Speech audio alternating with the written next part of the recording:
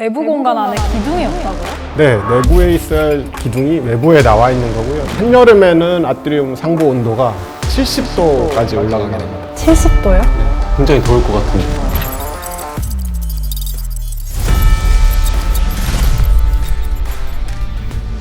안녕하세요. 디자이너 풀 1본부 이지훈 프로입니다. 안녕하세요. 건축 3본부 추정현 프로입니다. 건축 3본부 백종훈 수석입니다.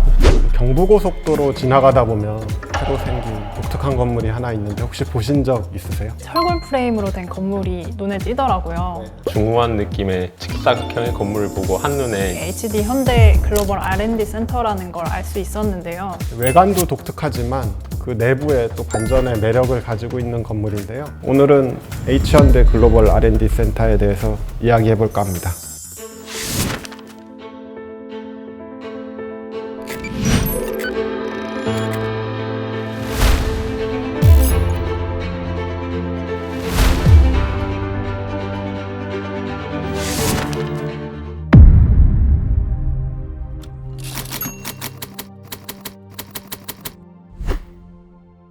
HD 현대라는 이제 대기업의 신사옥을 짓는 거잖아요. 부담감도 좀 있으셨을 것 같고 이제 프로젝트 규모도 굉장히 크다고 들었는데 과정이 조금 궁금합니다.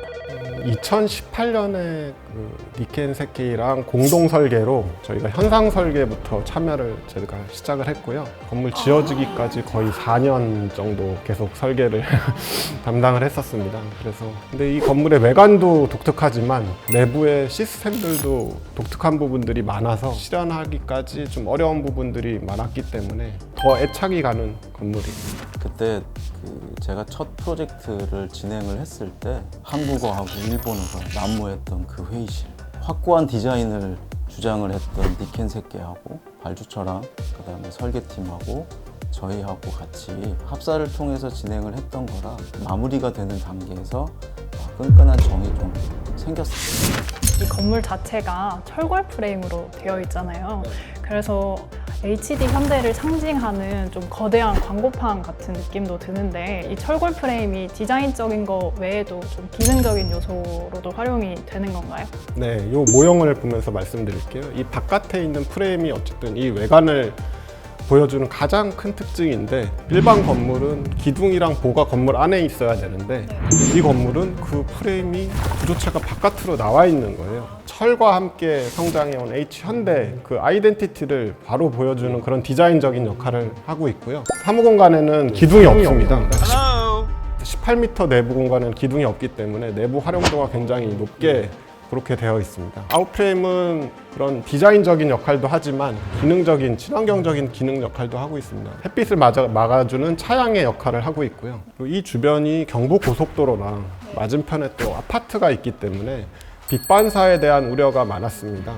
그런 부분을 고려해서 유리도 반사율 굉장히 낮은 그 유리를 써서 피해를 굉장히 최소화할 수 있도록 그렇게 계획을 했습니다. 내부와는 조금 디자인이 좀 반전이 있는 그런 디자인인 것 같아요. 네. 그래서 이 건물은 특이하게도 로비가 4층에 있고요. 그래서 에스컬레이터를 타고 4층까지 다 올라왔을 때 이제 거대한 아트리움이 보이면서 공간적인 감동을 줄 수 있는 그런 계획이 되어 있습니다. 하나의 소속감을 가지고 일할 수 있도록 중심에 아트리움을 형성을 하고 업무 공간 외에 이제 커뮤니케이션 데크라는 공간으로 불렀는데 층 사이에서도 서로 협업하고 소통할 수 있는 그런 계획을 했고요. 좀 우려됐던 부분들은 사실 이제 여기서 과연 사람이 나와서 일을 할 수 있을까? 요즘 뭐 MZ 세대들은 다르더라고요. 다 여기 나와서 이제 자유롭게 그런 점들이 저희 설계한 의도대로 좀 활용되는 것 같아서 좀 뿌듯함을 느낍니다. 여기서 일하면 좋겠는데. 건물 안에 보시면 저희가 커뮤니케이션 라운지라고 있습니다. 그 안에 있는 공간들에는 소파와 테이블들이 자유롭게 있어서 업무와 휴식과 같이 병행할 수 있는 공간입니다. 이런 공간들이 매 층마다 4곳이 있고요. 정말 특색 있는 공간이라고 생각을 합니다. HD 현대 글로벌 R&D 센터는 디테일에도 굉장히 상당한 노력이 들어간 것 같은데 어떤 게 있을까요? 아까 보셨던 그 아웃프레임 부분도 그 현장 사이트에 3층 정도 지어봐서 철골 프레임의 두께라든지 접합 디테일, 칼라까지도 다 테스트를 해보고 디자인을 보완한 결과에 지금 보시는 모습입니다. 두 번째는 내부에 적용된 이제 복사능 난방 부분이 디자인이 잘 됐다고 했는데 실물로 만들어서 딱 보는 순간 망했다라고 생각을 했죠. 실제로 목업을 했을 때 당시에 크기하고는 차이가 많이 났던 거였기 때문에 망했다라고 생각을 했지만 수많은 어떤 또 과정들이 좀 있었기 때문에 지금의 이제 그 건물의 모양이 색깔과 형태가 나왔다고 봅니다. 네, 저희 이 프로젝트에서 아트리움에 굉장히 신경을 많이 쓴 것 같은데 아트리움 자체의 문제점이 뜨거운 공기가 위로 천장으로 올라가서 좀 온실처럼 뜨거워지는 그런 문제점이 있잖아요. 이런 거는 어떻게 해결하셨는지 궁금합니다. 사실 아트리움 하면 이제 그게 제일 문제가 되는 부분이라 사실 이런 규모의 아트리움이 국내에는 없는 걸로 알고 있습니다. 그래서 초반에 저희가 검토를 했을 때 여기 아트리움의 여름철의 온도가 지금 70도가 넘어가는 걸로 나왔거든요. 70도요? 네.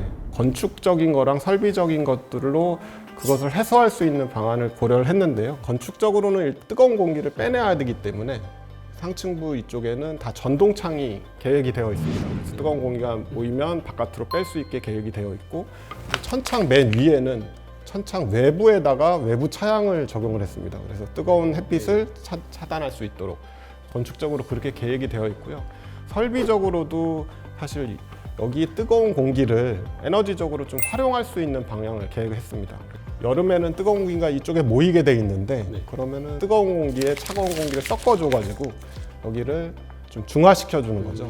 겨울에는 역으로 여기 뜨거운 공기가 모여 있게 되는데 이쪽에서 공기를 땡겨와서 좀 따뜻한 공기를 섞어서 씀으로써 에너지를 또 절감하는 그런 계획을 했습니다. 되게 거대한 아트리움을 구현하기 위해서 굉장히 많은 좀 시스템들이 도입이 된 것 같은데 그런 것들이 되게 정말 신기한 것 같습니다.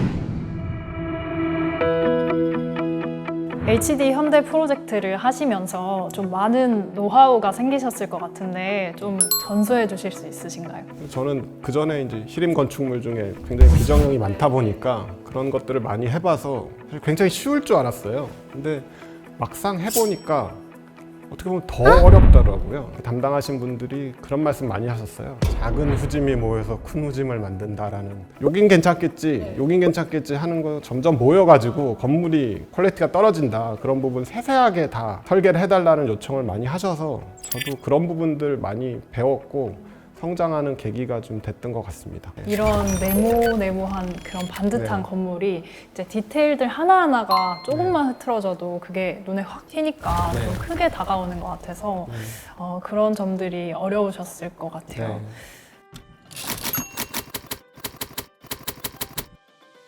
후배들에게 조언해주고 싶으신 게 있으신가요?